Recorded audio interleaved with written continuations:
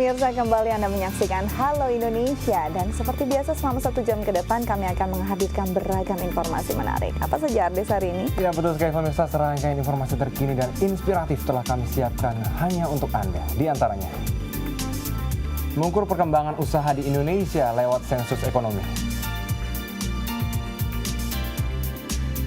Ada pula Bumi Panda, rumah informasi lingkungan bagi anak. Ya, dan dalam segmen bincang kita akan membahas tentang rumah bagi anak-anak autisme di Indonesia. Dan inilah Halo Indonesia selengkapnya.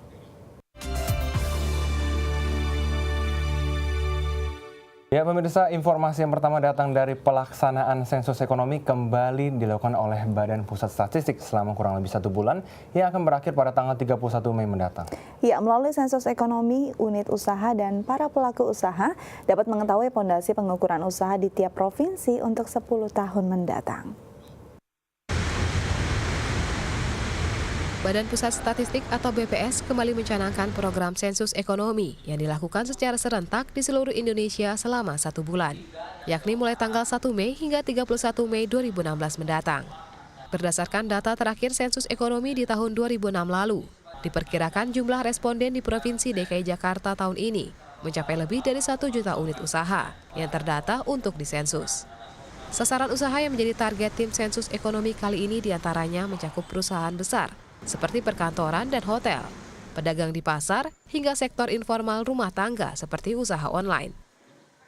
Manfaat sensus ekonomi tahun 2016 ini diantaranya untuk pelaku usaha ya, untuk pelaku usaha itu untuk mengetahui posisi peluang serta daya saing usaha. Kalau untuk pemerintah itu sebagai landasan perencanaan pengambilan keputusan di bidang ekonomi. Ada lagi manfaat untuk peneliti atau akademisi itu sebagai bahan penelitian ilmiah dan pengamatan bidang ekonomi.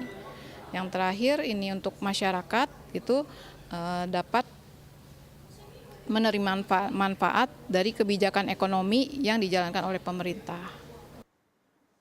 Dalam pelaksanaan sensus ekonomi di lapangan terdapat 2 orang yang bertugas sebagai PCL atau pencacah lapangan dan PML atau pengawas lapangan. Masing-masing unit usaha atau pelaku usaha yang akan disensus hanya membutuhkan waktu kurang lebih 5 hingga 10 menit untuk proses pendataan. Pendataan pun bersifat rahasia dan dijamin oleh Undang-Undang Statistik Nomor 16 Tahun 1997. Dengan adanya sensus ekonomi, para pelaku usaha akan mendapatkan informasi mengenai potret utuh perekonomian bangsa, serta memberikan gambaran mengenai pangsa pasar untuk pengembangan usaha di tiap provinsi pada 10 tahun mendatang. Nova Monika, Budi Wirotomo, DAI TV. Dalam pelaksanaan sensus ekonomi, para petugas sensus diberikan atribut resmi dan perlengkapan alat tulis untuk mempermudah proses kerja mereka di lapangan. Ya, kira-kira apa saja atribut yang wajib dikenakan oleh petugas sensus saat sedang bertugas? Berikut liputannya. Dalam pelaksanaan sensus ekonomi 2016, Badan Pusat Statistik melakukan pendataan melalui blok sensus yang dibuat berdasarkan peta wilayah yang berisikan 80 hingga 120 unit usaha di masing-masing wilayah. Berbeda dengan tahun 2006 lalu, sensus ekonomi kali ini melibatkan 16.401 petugas cacah lapangan, 5.484 petugas pemeriksa lapangan, 108 koordinator lain, dan 42 koordinator sensus kecamatan. Dengan total keseluruhan mencapai 22.035 petugas sensus ekonomi di Provinsi DKI Jakarta. Untuk merekrut petugas sensus ekonomi yang melakukan pendataan di lapangan, BPS lebih mengutamakan ketua RT atau warga setempat untuk mempermudah pendekatan dengan unit usaha dan pelaku usaha yang berada di wilayah tersebut. Dalam menjalankan tugasnya, para petugas sensus dilengkapi dengan sejumlah atribut dan perlengkapan lainnya yang resmi diberikan oleh BPS. Dalam hal ini, para petugas sensus wajib membawa dan mengenakan atribut tersebut selama masa tugasnya sebagai petugas sensus ekonomi bulan Mei 2016. Jadi nanti ketika petugas melaksanakan pendataan ke lapangan, mereka akan mengenakan atributnya. Yang pertama adalah topi yang berlogo sensus ekonomi, kemudian rompi juga berlogo sensus ekonomi, juga ada tanda pengenal. Tanda pengenal di situ termasuk adalah menandakan lokasi tugasnya. Kemudian satu lagi akan petugas membawa surat tugas yang tentunya surat tugas dari BPS yang sudah disahkan oleh penguasa lingkungan setempat seperti lurah atau RT dan RW. Jadi sebelum terjun ke lapangan, petugas akan melapor terlebih dahulu kepada kelurahan, kemudian RT dan RW. Dengan identitas resmi tersebut, pihaknya berharap masyarakat dapat mempercayai petugas sensus ekonomi yang akan melakukan sensus dengan memberikan data yang akurat saat wawancara berlangsung.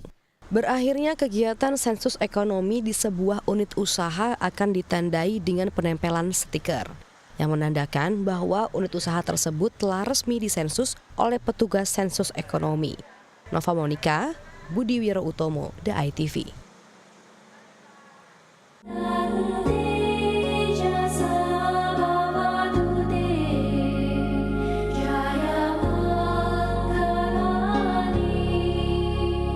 Ya, pemirsa, tanggal 22 Mei 2016 akan digelar perayaan Waisak di Candi Borobudur. Dan untuk mengetahui sejauh mana persiapan menyambut Waisak di sana, kami sudah terhubung dengan rekan kami Ahmad Evan Effendi yang akan melaporkan dari Candi Borobudur, Magelang, Jawa Tengah. Ya, Evan, silakan dengan laporan Anda.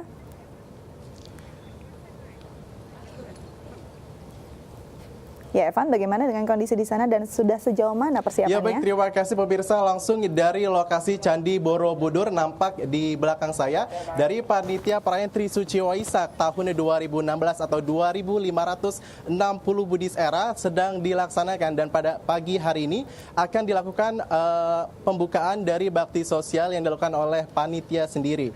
Dan juga memang dari perayaan Trisuci Waisak memperingati 3 hal penting bagi umat Buddha, di mana yang pertama adalah memperingati lahirnya Pangeran Siddhartha, dan yang kedua adalah di ibadah petapa Gautama mencapai Bodhi di Bodhgaya, dan yang ketiga adalah di ibadah Siddhartha Buddha Gautama mencapai parinibbana atau wafatnya Siddhartha Buddha Gautama. Dan pada peringatan dari Trisuci Waisak sendiri sebagai momen untuk mengajak umat Buddha bersama kembali mengenang dari perjuangan Siddhartha Buddha Gautama mencapai Buddha, dan juga untuk bisa bersama mengarungi tentunya kehidupan dalam Buddha Dharma. Dan saat ini di belakang saya seperti terlihat bahwa memang bahwasanya sedang dilakukan pembukaan dari Baksos Kesehatan sebagai awal rangkaian Trisuci Waisak yang dilaksanakan sejak tanggal 19 Mei 2016 hingga nanti puncaknya pada tanggal 22 Mei 2016. Prosesi hari ini memang yang dilakukan sementara adalah bakti sosial yang nanti pukul 13 akan dilaksanakan seminar internasional Buddhis di lokasi yang sama di areal Taman Lumbini di Candi Borobudur. Dan setelah untuk itu, untuk esok hari akan dilaksanakan dan untuk esok hari akan ada di mana prosesi pengambilan air berkah di Umbul Jumprit dan juga untuk pengambilan api abadi di Merapen. Dan memang untuk di kondisi hari ini ataupun di belakang saya terlihat sedang ada pembukaan bakti sosial. Bakti sosial ini dilakukan untuk memberikan pelayanan kesehatan secara gratis yang ditargetkan akan mencapai 5.000 hingga 10.000 masyarakat di wilayah Magelang dan sekitarnya untuk dapat berobat mulai dari penyakit mata, kemudian juga ada THT dan juga ada yang memberikan pelayanan kesehatan gratis. Dan juga memang acara dari Baksos ini akan dilaksanakan dari hari ini pagi pukul 9 hingga esok hari tentunya hingga petang. Dan juga mengingat prosesi ini dilaksanakan nantinya Baksos dibuka langsung oleh Dirjen Bimas Kementerian Agama ataupun Bimas Buddha Kementerian Agama Republik Indonesia. Dan juga ada petikan wawancara kami dengan Dirjen Bimas Buddha Republik Indonesia dari Kementerian Agama, yakni Bapak Dasikin berikut ini. Umat Buddha yaitu adanya cinta kasih dan empati. Nah, dari dasar itulah maka kita tunjukkan bahwa kita sebagai umat Buddha, kita mencintai semua makhluk, kita memiliki mudeta, yaitu empati kepada teman lain, kepada orang lain. Dengan cara yaitu bakti sosial. Bakti sosial dalam rangka ini adalah bakti sosial kesehatan. Kesehatan adalah utama dalam hidup. Karena kalau orang sehat pasti akan bisa berbuat sesuatu yang baik untuk bangsa, untuk negara, dan untuk agama. Oke, baik. Iya, baik Evan. Untuk perkiraan sendiri, siapa sajakah tokoh-tokoh negara yang mungkin akan hadir pemirsa, itulah dalam tadi. acara? Ya, siapa saja tokoh-tokoh yang mungkin akan hadir dalam acara Waisak? Ya, Evan? Oke, baik. Tokoh-tokoh yang akan hadir di lokasi ini adalah yang pertama, yakni yang telah hadir adalah Kapolda dari Jawa Tengah. Yang kedua ada tentunya dari Ketua Panitia dari Walubi, Ibu Harta Timurdaya. Dan tentunya sudah hadir yang akan membuka adalah Dirjen Bimas Buddha RI dari Kementerian Agama, yakni Bapak Dr. Andes Sadikin yang telah hadir tadi di belakang saya telah melintas tentunya untuk bisa membuka acara pada pagi hari ini. Dan juga Dika, memang untuk prosesi Trisuci Waisak akan dilaksanakan sejak 19 hingga 22 Mei 2016 ini akan dipusatkan ataupun secara nasional dipusatkan di kawasan Candi Borobudur yang nantinya esok hari akan dilaksanakan pengambilan air berkah dan juga api abadi dari tempat-tempat yang kemudian ditransitkan di Candi Mendut disemayamkan selama 1 hari yang kemudian nantinya akan dibawa diarak pada hari Sabtu siang ke Candi Borobudur, dan di Candi Borobudur pada malam Minggu ataupun di Sabtu malam tanggal 21 akan ada prosesi Dharma Santi yang akan dihadiri oleh Kepresidenan. Untuk kali ini kemungkinan akan hadir adalah Presiden Joko Widodo dan untuk bisa membuka acara Dharma Santi sendiri. Baik, Evan. Dan juga kemudian untuk selanjutnya nanti akan ada puncaknya detik-detik Waisak yang akan terjadi pada hari Minggu tanggal 22 Mei pukul 4:15 di mana setelah detik-detik Waisak ini akan diterbangkan dari lampion-lampion dari seluruh panitia. Demikian informasi yang dapat kami sampaikan dari kawasan Candi Borobudur, Magelang,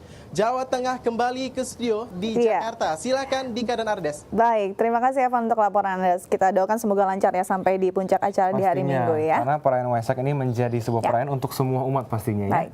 Baik, kita akan langsung masuk ke informasi yang berikutnya. Pemirsa, di kawasan Dago, Bandung, Jawa Barat terdapat sebuah rumah informasi lingkungan hidup yang pastinya bernama Bumi Panda. Ya, rumah informasi yang dikelola oleh WWF Indonesia ini menjadi sarana interaksi bagi para pendukung WWF serta masyarakat umum yang ingin mengetahui lebih lanjut mengenai ekosistem alam Indonesia, spesies satwa langka yang dilindungi serta gaya hidup ramah lingkungan. Ingin mengenal ekosistem alam Indonesia melalui media yang menyenangkan? Bumi Panda bisa menjadi pilihan yang tepat untuk Anda. Sebuah rumah yang terletak di Jalan Gesan Ulun nomor 3 Bandung, Jawa Barat ini merupakan rumah informasi lingkungan hidup yang dikelola oleh WWF Indonesia yang menyediakan infografis, perpustakaan, laboratorium air, serta berbagai kegiatan edukasi terkait ekosistem alam Indonesia, spesies satwa langka, serta gaya hidup ramah lingkungan. Saat ini itu ada water lab, laboratorium air, di mana para pengunjung yang berkunjung ke sini kita bisa sama-sama mempelajari tentang air, tentang sungai, fakta sungai yang ada di Indonesia. Lalu kita bisa melakukan pengujian air. Kita bisa membawa sampel air dari sekolah, dari rumah, atau dari lingkungan kita untuk sama-sama kita uji gitu di sini. Lalu di ruang depan kita ada species room. Di sana kita bisa mempelajari tentang satwa kunci atau hewan-hewan yang difokuskan dikonservasi oleh WWF Indonesia. Lalu ada perpustakaan di mana masyarakat, teman-teman mahasiswa yang sedang membuat tugas akhir atau skripsi bisa memanfaatkan perpustakaan ini sebagai tempat untuk mencari informasi atau bahan-bahan skripsi mereka.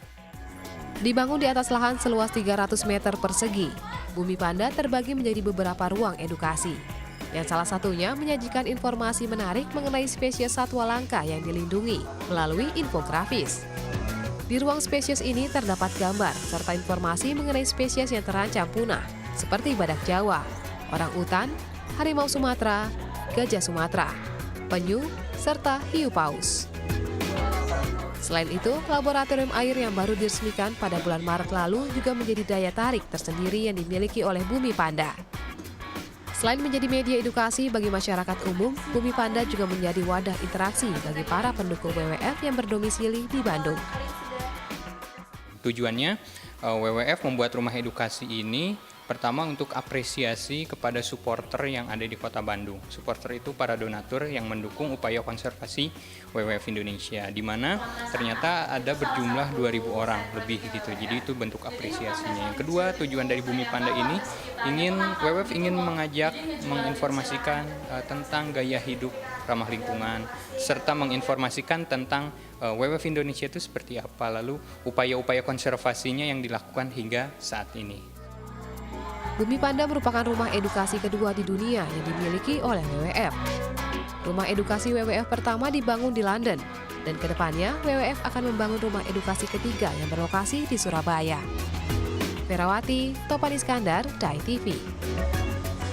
Salah satu fasilitas edukasi menarik yang disediakan oleh Bumi Panda adalah laboratorium air yang diresmikan pada tanggal 22 Maret 2016 lalu. Ya, selain menjadi media edukasi bagi siswa-siswi dari berbagai sekolah di Bandung, laboratorium air pertama yang dikelola oleh WWF Indonesia ini juga menarik minat publik yang ingin mengetahui kualitas air yang mereka konsumsi. Bertepatan dengan Hari Air Sedunia yang jatuh pada 22 Maret lalu, WWF Indonesia meresmikan laboratorium air WWF pertama di Bumi Panda, Bandung, Jawa Barat. Laboratorium air ini menjadi sarana edukasi bagi masyarakat untuk mendapatkan informasi mengenai konservasi air, khususnya yang bersumber dari sungai. Lebih dari 70% sungai di Indonesia tercemar akibat limbah industri dan rumah tangga. Permasalahan ini membuat WWF tergerak untuk membangun laboratorium air sebagai sarana pengujian kualitas air.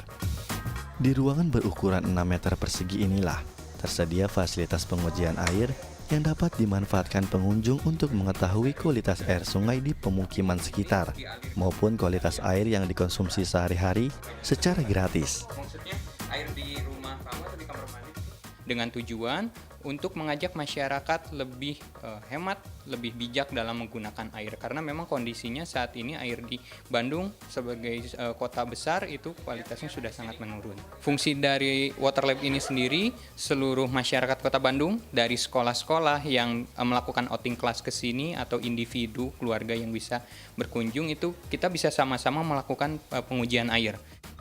Beberapa tes yang dapat dilakukan di laboratorium air Bumi Panda ini, seperti menguji tingkat keasaman dan basa air, kandungan logam, serta tes mikroba yang terkandung dalam sampel air.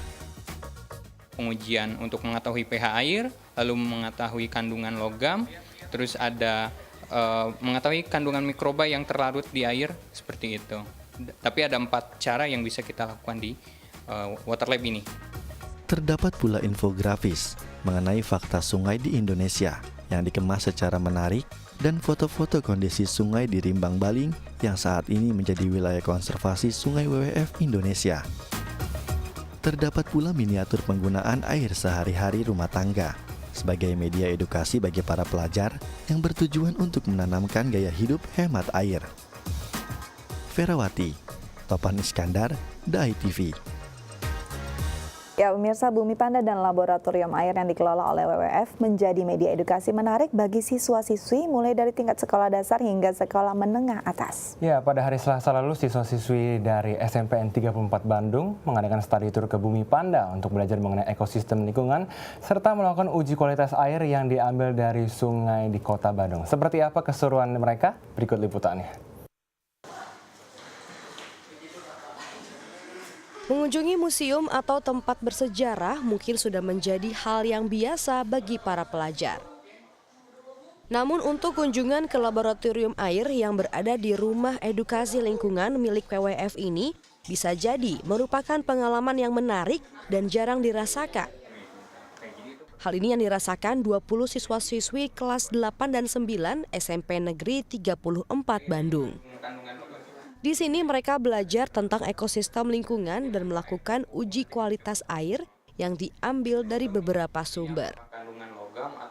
Rombongan yang dibagi dalam 2 kelompok ini berkesempatan menjadi ahli konservasi air di Laboratorium Air Bumi Panda, di mana mereka melakukan uji pH, kandungan logam, serta kandungan mikroba dari air yang berasal dari salah satu wilayah di Bandung, air perasan jeruk, serta air dari sebuah akuarium. Didampingi oleh salah satu koordinator kegiatan WWF, para pelajar terlihat bersemangat mengamati kandungan mikroba dalam sampel air yang diambil dari akuarium. Lebih mau menambah wawasan aja, terus kalau kita tadi di lab air sini tuh ditunjukin kan, di sini ada mikroba ini, jadi kita lebih kayak jangan asal milih air lah gitu. Selain pelajar, guru pendamping dari SMP Negeri 34 juga memberikan tanggapan positif terhadap kegiatan edukasi di Bumi Panda. Ketika kesini saya sendiri pun sebagai guru jadi agak melek gitu. Oh ternyata banyak nih yang belum saya ketahui gitu. Apalagi mungkin anak-anak. Jadi excited ya. Soalnya di sekolah belum tentu selengkap ini. Seperti itu lab yang baru. Lab air yang baru mungkin ada beberapa pelajaran yang sudah diajarkan tapi tidak menyeluruh seperti di sini gitu. Kalau di sini anak jadi kayak ilmuwan ya, ilmuwan kecil-kecilan gitu. Jadi bisa memperagakan, bisa melihat mikroba, ya bisa menguji. Terus mengetahui juga kalau air yang mereka minum itu udah pantas nggak ya gitu, udah sehat belum ya. Gitu. Ferawati, Topan Iskandar, DAI TV. Ya, selanjutnya kami akan membahas tentang rumah bagi anak-anak autisme di Indonesia. Namun setelah jeda berikut tetap bersama kami di Halo Indonesia.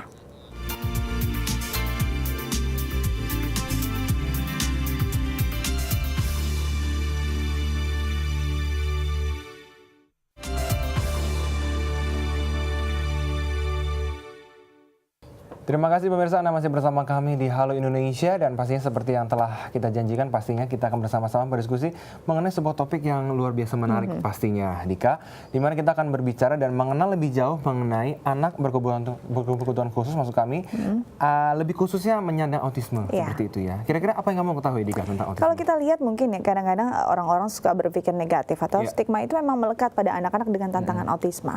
Padahal mereka punya kesempatan dan punya hak yang sama dengan anak-anak yang lainnya ya, khususnya di pendidikan dan juga untuk tumbuh kembang mereka dan bersosialisasi. Betul, dan sepertinya mereka memiliki sebuah talenta yang luar biasa loh, either di musik atau di matematika atau di akademis lain. Tapi ini yang seringkali tidak dilihat oleh masyarakat pada umumnya dan menganggap mereka sebagai, mohon maaf, beban seperti itu. Betul, dan inilah yang membuat hadirnya sebuah wadah untuk mereka atau naungan dalam bendera Rumah Autis Indonesia. Dan hari ini kita akan berbincang lebih lanjut tentang bagaimana sih peran Rumah Autis untuk anak-anak dengan tantangan autisme. Namun sebelum itu kita lihat dulu tayangan berikut ini. Autisme merupakan salah satu gangguan perkembangan yang merupakan bagian dari kelainan spektrum autisme. Penyakit ini terjadi akibat gangguan pada otak sehingga tidak dapat berfungsi selayaknya otak normal. Biasanya sindrom autis terjadi sejak lahir sehingga mempengaruhi tumbuh kembang anak. Pada tahun 2015, terdapat 130.000 anak yang terindikasi gejala autisme. 12.000 diantaranya dipastikan sebagai penyandang autis. Jumlah ini diprediksi akan terus bertambah seiring dengan jumlah kelahiran bayi. Kehadiran anak-anak penyandang autis di lingkungan sosial seringkali masih mendapat label negatif dari masyarakat. Perilaku yang cenderung hiperaktif atau sebaliknya membuat anak penyandang autis berbeda dengan anak-anak pada umumnya.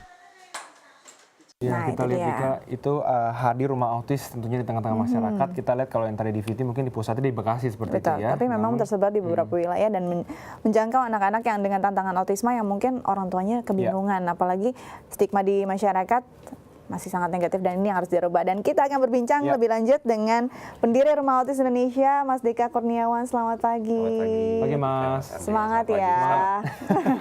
Mas Dika, baik. Satu hal yang saya ingin langsung tanya, apa yang akhirnya membuat Anda ingin menggagas Rumah Autis?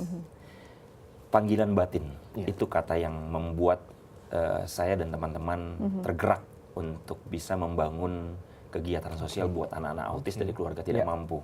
Dan saya kira ini bukan cuma saya, tapi siapapun manusia akan terpanggil ketika melihat anak-anak yang perkembangannya terganggu seperti anak-anak spesial yang kita cintai. Ada rasa simpati dan empati seperti itu. Betul, betul. Saya selalu mengatakan bahwa kepedulian itu bukan cuma milik satu kelompok tertentu, satu suku tertentu, bukan milik satu agama tertentu, tapi milik semua orang yang diciptakan oleh Tuhan dengan semangat kepedulian. Dan itu yang memanggil saya untuk bisa terjun ke dunia anak-anak spesial ini. Oke, ini terpanggil dengan bersama teman-teman, terpanggil merasa empati dengan anak-anak dan dengan tantangan autisme. Biasanya ini kan terbentuk karena misalkan ada pengalaman pribadi, ada keluarga yang memang juga mengalami hal serupa. Tapi ini mungkin tidak ya. Ini kenapa? Kenapa autisme? Ya, jadi kisah tentang anak autis dari keluarga tidak mampu yang disampaikan oleh istri saya, yang dia datang ke sebuah pusat terapi komersial, itu ditolak oleh pusat terapi itu karena nggak mampu bayar biaya yang harus dibayarkan.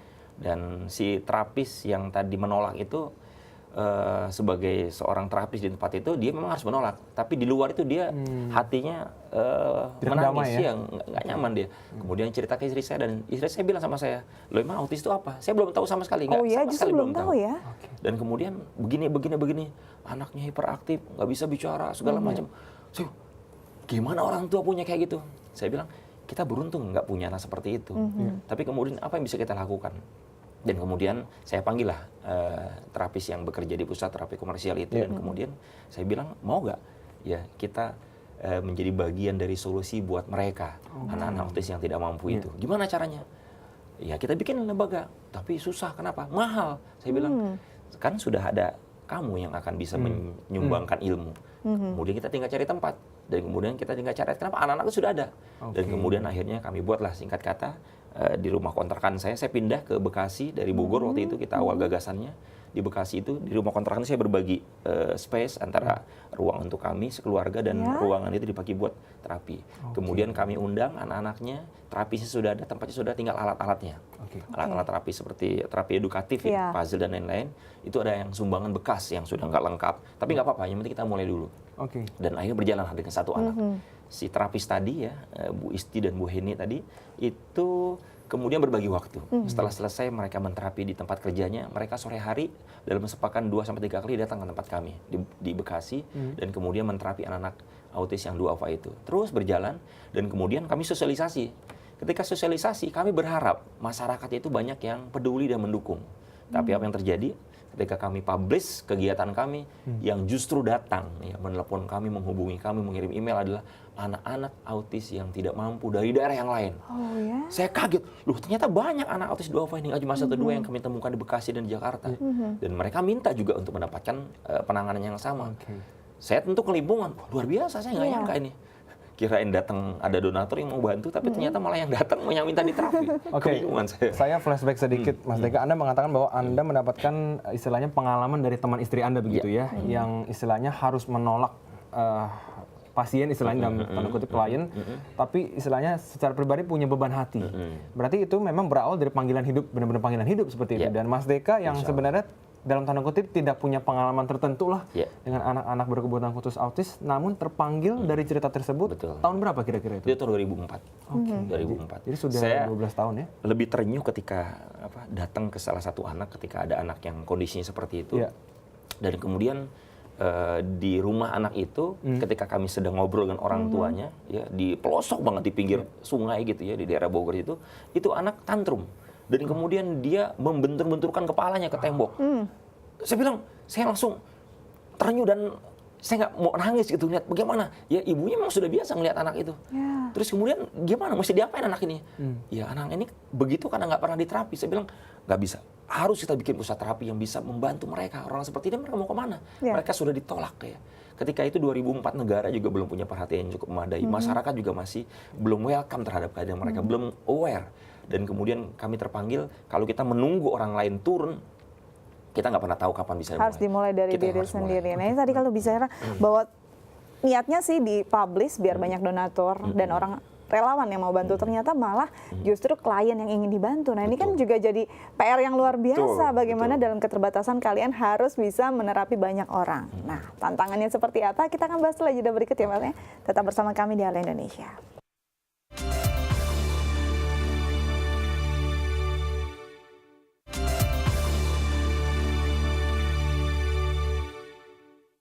Ya, terima kasih pemirsa, Anda masih bersama kami di Halo Indonesia, dan kita akan melanjutkan tentunya diskusi dengan Mas Deka Kurniawan sebagai penggagas dari Rumah Autis. Dan Dika, tentunya yang paling penting kalau kita bicara soal sindrom autism, kita tidak boleh ada stereotip tertentu. Betul. Dan kita juga tidak boleh memandang rendah. Karena pastinya justru dengan adanya kondisi seperti ini, kita harus memikirkan bagaimana kondisinya kita untuk bisa memelihara dan bahkan bisa memaksimalkan potensi yang ada seperti itu. Istilahnya kalau belum bisa berbuat sesuatu untuk mereka, ya jangan menganggap mereka berbeda ya. Betul. Baik, kita lanjutkan berbicara dengan Mas Deka. Nah Mas Deka, tadi kalau bicara bahwa tadinya berharap ada donatur yang datang. Justru malah anak-anak autis dari kalangan prasejahtera yang malah ingin juga diterapi. Ini kan ya benar-benar pekerjaan yang luar biasa. Tantangannya seperti apa saat itu? Dan apa yang dilakukan? Ya, yang terberat ketika itu adalah bagaimana masyarakat itu ternyata belum banyak tahu tentang apa itu autis. Ya. Sehingga kita kesulitan juga untuk bisa mengundang mereka menjadi bagian dari ladang kebajikan ini. Kalau ladang kebajikan yang lain seperti yatim piatu atau bencana, itu kan mudah. Itu tantangan terberat yang kita hadapi. Tapi kita percaya, karena saya terinspirasi ketika terjun ke dunia ini, terinspirasi oleh sebuah hadis Nabi SAW yang mengatakan, wallahu fi aunil abdi madamal abdu fi auni akhihi. Tuhan akan selalu menolong hambanya selama hambanya itu selalu menolong saudaranya. Dan saya terpanggil di situ bahwa saya terjun ke dunia ini itu adalah hanya sebagai sebuah wasilah. Tapi Tuhanlah yang sesungguhnya punya kehendak. Tuhan yang punya skenario. Saya dipertemukan oleh mereka pun bukan kehendak saya. Sehingga kalaupun saya menghadapi tantangan, termasuk dari tantangan biaya, tantangan masyarakat, kita percaya bahwa Allah yang akan menolong. Baik. Jadi ada pengalaman spiritual yang akhirnya menjadi dinamo ya dari dalam diri Mas Deka Kurniawan dan juga teman-teman yang lain untuk akhirnya mendirikan rumah autis dan istilahnya menyediakan wadah bagi pembelajaran anak-anak autis seperti itu. Betul. Tapi yang menjadi sebuah pertanyaan juga, terapisnya ini kan harus dipersiapkan sedemikian rupa pastinya.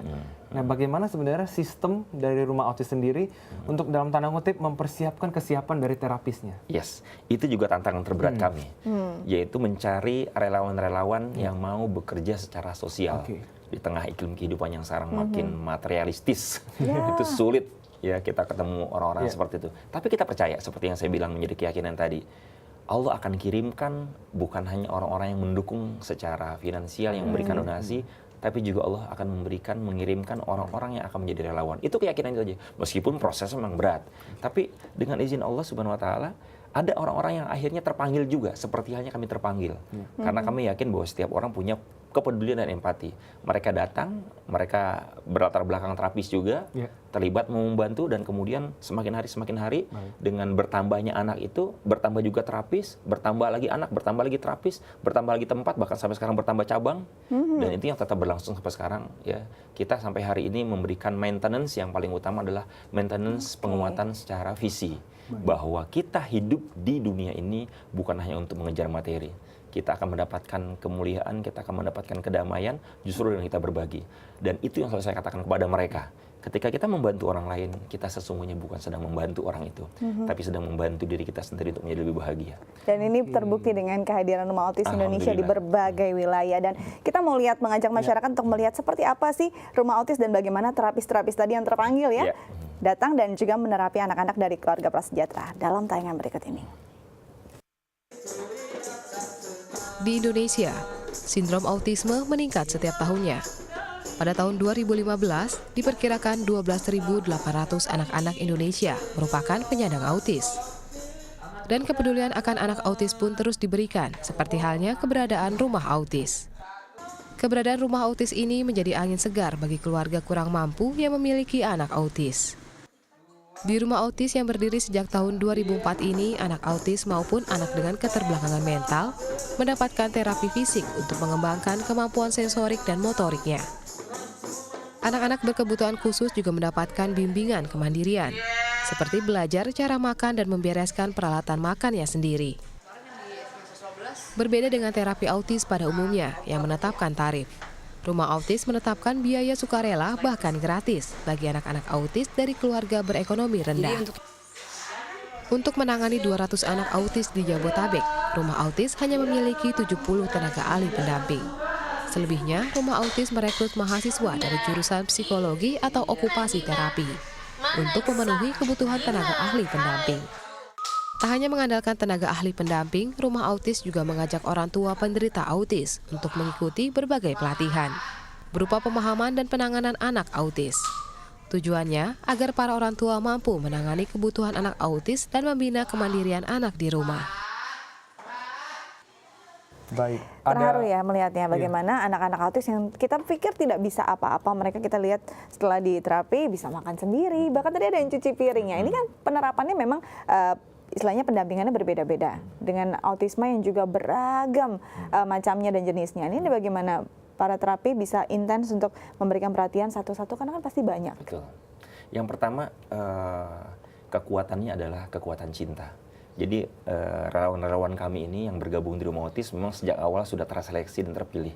Kalau mereka datang dari awal memang niatnya adalah untuk mencari penghidupan tok ya. Mereka biasanya nggak bertahan lama, mereka akan mental. Tapi semakin banyak yang mereka memahami kiprah kami, mereka tersentuh, mereka bisa menerima kondisi apa adanya, dan itu yang membuat mereka akhirnya touch ke anak itu bisa menjadi lebih intens. Mereka memandang anak itu bukan cuma sekedar sebagai sebuah relasi materi, bahwa dengan saya menangani mereka, saya akan mendapatkan penghasilan sekian, enggak. Selalu yang kita tanamkan, dihujamkan ke dalam dada mereka adalah setiap satu kali kata-kata yang kita ucapkan pada mereka itu akan menjadi pahala buat Anda. Setiap kali orang tuanya bahagia dengan perkembangan mereka, Anda akan mendapatkan pahala dan juga mendapatkan keberkahan. Dan seperti yang saya bilang juga tadi, bahwa motivasi yang paling penting ketika kita terjun ke dalam kehidupan dunia anak-anak spesial ini adalah karena untuk kebaikan kita sendiri pada akhirnya.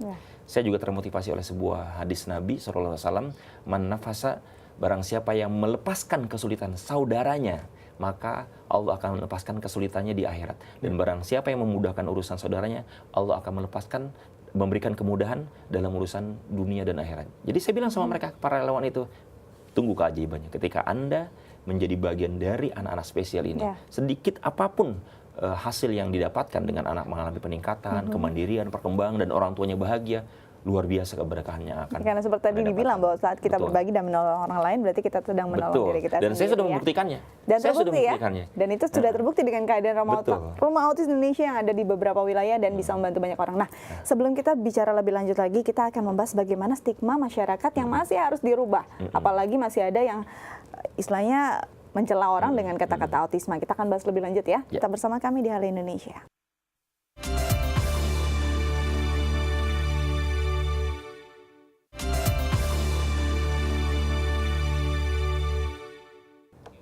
Baik pemirsa, kita akan langsung kembali berbincang dengan Mas Dika Kurniawan, pengagas dari Rumah Autis. Dan perbincangan ini semakin menarik, Dika, karena jujur saja saya pernah mengalami juga atau pernah melihat banyak sekali di antara orang-orang di masyarakat awam yang sering kali justru memakai kata autis atau istilah autis sebagai kata-kata celaan. Misalnya autis lu, autis kamu, jadi itu sebagai sebuah mainan jadinya. Iya, dan ini memang harus diubah mindset ini ya, karena Mas Dika sendiri kalau melihat kondisi seperti ini, bagaimana perjuangan seorang orang tua untuk membesarkan anak autis itu tidak mudah. Tapi orang dengan mudahnya mencela orang lain dengan kata-kata seperti ini. Nah, tanggapan Mas Dika sendiri? Kami ingin berbaik sangka ya, bahwa berbaik sangka ya, bukan berburuk sangka. Bahwa masyarakat yang masih memperlakukan slogan-slogan autis ini untuk bercandaan, itu karena mereka belum paham ya, mereka belum merasakan. Ya, makanya dengan tayangan-tayangan seperti ini mereka jadi mengerti betapa mendampingi anak spesial, baik sebagai orang tua, sebagai guru, sebagai terapis, sebagai relawan, itu adalah sebuah perjuangan yang luar biasa dan tidak mudah. Sehingga kita bisa menghimbau kepada mereka, yuk mari kita dukung yuk, meskipun mungkin kita belum bisa memberikan bantuan yang konkret, setidak-tidaknya kita bisa memberikan dukungan berupa meminimalisir bercandaan-bercandaan dengan kata-kata autis itu. Memang untuk kehidupan sosial kan memang ada orang tertentu yang dia perilakunya asik sendiri ya seperti. Nah, cuma definisi itu ketika dilekatkan dengan sebutan autis itu terus terang itu seperti nggak punya empati dengan para orang tua, para terapis. Sakit hati mereka. Ya, saya yang nggak punya anak autis, anak spesial aja terluka kalau ada yang saya menggunakan autis lu, autis kamu. Mereka nggak tahu bagaimana rasanya mendampingi. Ya, sudahlah perilakunya sangat luar biasa. Dan yang paling bikin galau itu adalah masa depannya, mereka mau akan jadi seperti apa. Karena begitu panjang perjuangan yang harus ditempuh buat mendampingi anak-anak agar bisa mandiri, agar bisa mampu menjalani hidupnya sebagai anak yang lain. Baik, ini kalau kita lihat memang tadi kalau bicara tentang berbaik sangka lah ya, istilahnya mereka tidak mengetahui apa itu autisma, bagaimana pendampingannya, dan susah payahnya orang tua untuk membesarkan anak-anak autisma. Nah, apa yang dilakukan Rumah Autis untuk membuat masyarakat tahu dan bisa berempati? Apakah ada juga sosialisasi atau lewat media juga memberikan edukasi tentang autisma? Lebih aware lagi gitu ya? Kita di Rumah Autis memang bukan hanya menangani anak secara langsung dan menangani orang tua ya, karena kita terapi ke anak dan ke orang tua. Tapi juga kita mempunyai divisi advokasi. Ya. Kenapa? Karena kita bukan sekedar sebagai sebuah pusat terapi untuk menangani masalah langsung, tapi kita juga menggerakkan gerakan untuk membangun kepedulian. Ya, tadi advokasi dan membangun kampanye dan advokasi. Dan ini yang menjadi sebuah kerja yang strategis. Kenapa? Karena dengan masyarakat menjadi tahu tentang apa itu autis, bagaimana gejalanya, bagaimana menanganinya, bukan hanya sekedar kita bisa mengundang kepedulian, aware-nya mereka, empatinya mereka, dan dukungan mereka. Tapi yang paling strategis adalah mereka pun bisa mengantisipasi agar kelak mereka nanti berkeluarga, berumah tangga, punya anak, bisa menghindari hal-hal yang diduga akan bisa memicu anak-anak itu mengalami perkembangan yang terganggu. Itu yang paling strategis. Karena buat kami ketika semakin hari justru bertambah jumlah anak autis ya. Kalau di Amerika ada riset yang paling umum itu perbandingannya sekarang 1:150. Ya. Walaupun di Indonesia sendiri belum pernah ada riset yang resmi, yang formal. Cuma itu menjadi acuan yang dipakai di mana-mana. Itu udah membuat kita prihatin. Kalau nanti rasionya makin bertambah 1:100, kita makin nggak bisa bertahan dengan menghadapi kenyataan itu. Makanya kita betul-betul berharap ya pemerintah, swasta, termasuk media ya seperti Dai ini luar biasa. Dukungannya itu akan membuat masyarakat itu menjadi semakin aware. Nah, dua divisi itu yang menjadi sayap perjuangan kita. Jadi memang menangani secara fisik dan juga memberi edukasi kepada masyarakat. Betul, tidak hanya untuk meningkatkan kepedulian, tapi juga bisa menumbuhkan rasa antisipasi dan juga bagaimana saat mengalami hal yang serupa. Ya. Terima kasih untuk kehadirannya, banyak hal yang bisa dibagi dan juga dipelajari hari ini. Intinya saat kita menolong orang lain, kita menolong diri sendiri ya. Baik, terima kasih untuk kehadirannya, sukses dan untuk salam untuk semua anak-anak autisme ya. Baik. Terima kasih banyak, Mbak Dika. Terima kasih banyak. Nah, pemirsa, kita masih punya banyak informasi menarik lainnya. Tetap bersama kami di Halo Indonesia.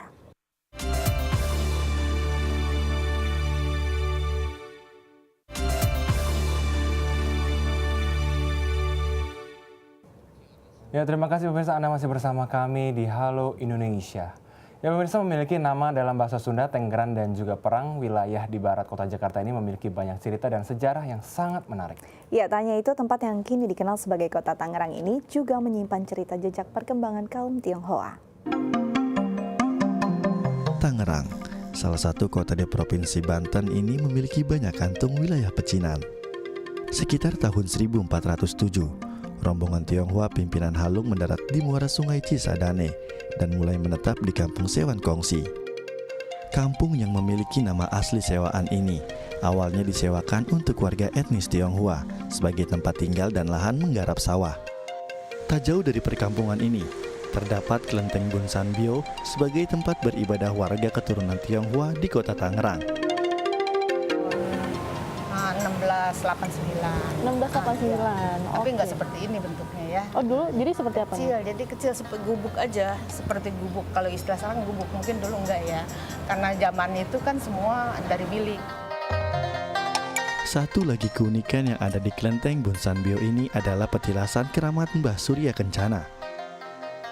Surya Kencana adalah salah satu pejuang kemerdekaan Indonesia yang pernah diselamatkan oleh warga keturunan Tionghoa Tangerang.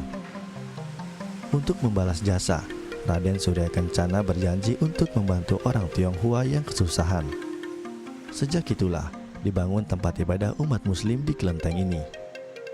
Kelenteng Bun Sanbio adalah saksi bagaimana umat Konghucu, Buddha, Muslim dan bahkan Kristiani beribadah di sini. Jadi di dalam tuh ada sumur ya, ada sumur yang nggak pernah kering, itu ada mata airnya. Oh gitu. Gitu. Terus itu di belakang, dulu kan itu paling belakang sekali. Nah, sekarang malah ada di tengah karena kita beli lagi lahan supaya luas ya. ada penduduk yang mau jual sekitar sini kita beli. Terus ada juga Mbak Surya Kencana ya, Mbak Surya Kencana. Nah itu dulunya adanya di depan sana. Oh, makam pangeran itu ya, Bu ya? Jadi bukan makam ya, jadi seperti makam kalau kalian lihat di sana. Jadi itu petilasan atau kita ambil tanah dari sana, dari tempat kuburannya seasli. Nah, ada tata upacara tersendiri ya. Terus kita taruh di sana bentuknya seperti kuburan memang. Jadi untuk umat Muslim atau kita kebersamaan, secara kebersamaan itulah. Karena mayoritas di sini kan Muslim. Selain itu, di kelenteng Bun Sanbyo terdapat mata air yang diberi nama Sumur Sumber Rezeki. Sumur ini dipercaya oleh warga sekitar dapat menyembuhkan penyakit dan dapat mendatangkan rezeki yang berlimpah. Uniknya, sumur ini tidak pernah kering walaupun sedang dalam musim kemarau. Tim Liputan Dai TV. Kota Benteng, itulah julukan yang disandang oleh kota Tangerang. Tidak hanya itu, sebutan Cina Benteng pun melekat erat pada banyak warganya yang beretnis Tionghoa. Dan Museum Benteng Heritage merupakan salah satu bukti keberadaan perkembangan peradaban Tionghoa yang terdapat di kota Tangerang. Museum Benteng Heritage merupakan bangunan yang terletak di Jalan Cilame, Pasar Lama, Tangerang. Museum pribadi milik Hudaya Halim ini merupakan hasil restorasi dari sebuah bangunan tua berarsitektur tradisional Tionghoa. Museum ini juga merupakan bangunan tertua di Tangerang dengan unsur Tionghoa yang amat kental. Sebelum memasuki museum ini, pengunjung diwajibkan untuk melepas alas kakinya. Ya, hal ini dimaksudkan agar lantai yang masih asli dari sebelum zaman VOC tidak rusak dan terhindar dari kotoran. Minimnya literatur dan dokumen terkait kondisi asli bangunan membuat Hudaya Halim dan rekan-rekannya melakukan riset hingga ke luar negeri. Ragam kajian budaya pun ditempuh agar restorasi yang dilakukan tidak merusak keaslian dari bangunan itu sendiri. Saya katakan 85% asli. Yang lainnya yang rusak-rusak terpaksa harus, misalnya kalau misalnya Anda lihat ada pintunya, itu pintunya sebenarnya pintu baru. Tetapi kami duplikasi dari yang asli. Kenapa? Karena dulunya ada pintu, kemudian Tangerang pernah mengalami masa-masa penjarahan tahun 42, tahun 46 semua. Jadi banyak pintu apa itu semua dijarah. Oh gitu. Jadi makanya hilang, ya kita harus cari. Ya pemirsa, sekian perjumpaan kita hari ini. Saksikan terus Halo Indonesia dari Senin hingga Jumat di waktu yang sama. Dan juga pastinya jangan lupa follow Twitter kami di @dai_tv dan @haloindodai_tv. Akhir kata saya Astia Dika. Dan saya Aris Gunawan mewakili seluruh kru yang bertugas. Pamit undur diri, sampai jumpa dan selamat beraktivitas.